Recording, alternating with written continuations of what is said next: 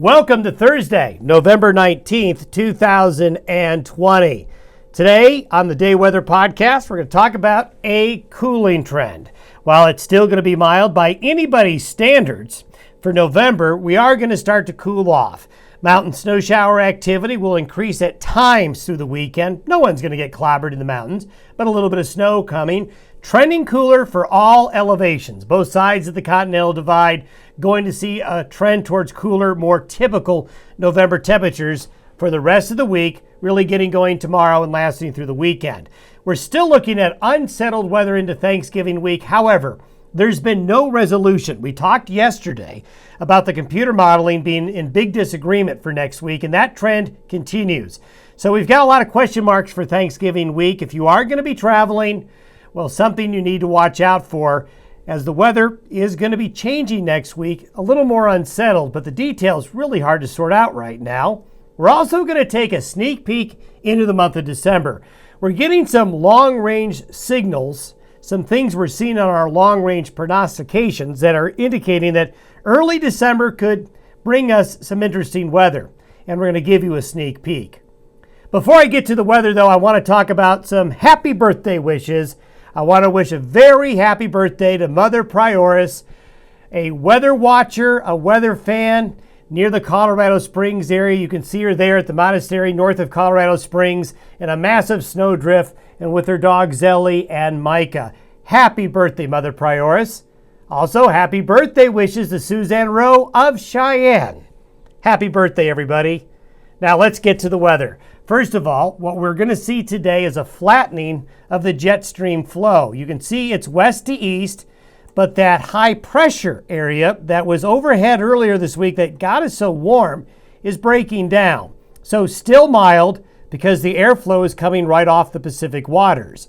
But as we get into the next few days, that's going to change. Here's the forecasted temperatures for today.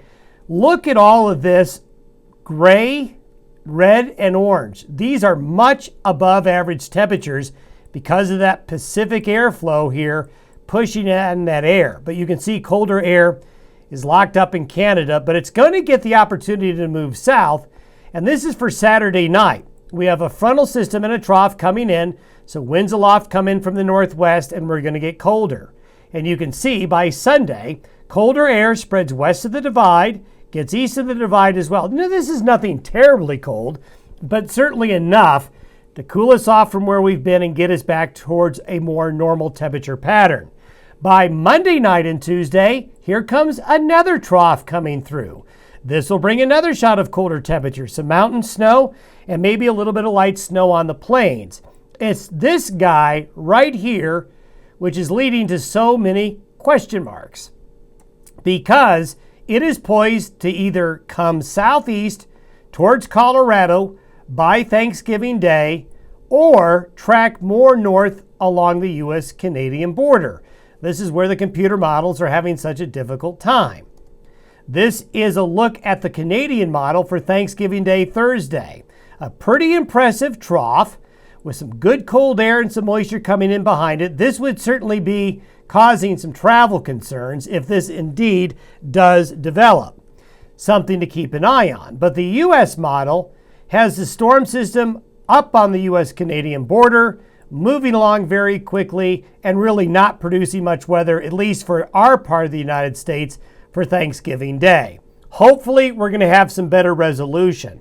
Odds are the Canadian and European modeling probably has this one more correct than the American modeling, but sometimes you see strange things happen as we go through these seasonal weather pattern changes like this.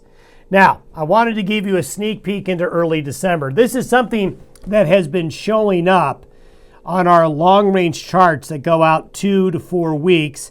And it's something that if we were to go back at prior years when we've had La Niñas, we sometimes can have some pretty active December weather.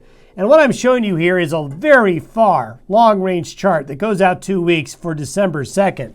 But this is showing up in many of our analysis that we are going to have some type of trough and colder weather wanting to move through the western United States right into early December. and possibly some good shots of cold air coming in behind it, and that could be followed up by another one. It's something to watch. Usually I don't like to show you something this far out, but early December could prove to be more winter-like than we're certainly experiencing now. Thanks for watching and listening to the Day Weather Podcast. Have a great Thursday, everybody. We'll talk to you on Friday.